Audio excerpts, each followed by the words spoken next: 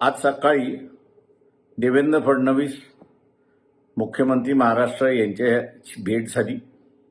परभणीच्या संदर्भातली चर्चा झाली. सोमनाथ सूर्यवंशी यांना जी मदत देण्यात आलेली आहे ती तात्पुरती आहे. त्याच्यात वाढ करण्यात यावी आणि 1 कोटीची किमान त्यांना भरपाई देण्यात यावी. त्यांच्या कुटुंबातल्या एका माणसाला शासनामध्ये नोकरीमध्ये घ्यावं.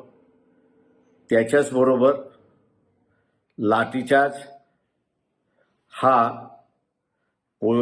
SP किंवा IG अधिकाराखाली झालेला नाही, तर खालच्या अधिकाऱ्याने स्वतःहूनच त्या ठिकाणी केलेला आहे. त्याची ज्युडिशियल चौकशी झाली पाहिजे. आणि त्याच्याचबरोबर ज्या नागरिकांना मारण्यात आलेला आहे, हातपाय तुटलेले आहेत, बेदम मारण्यात आलेला आहे, अशांना पोलिसांच्या विरोधात कारवाई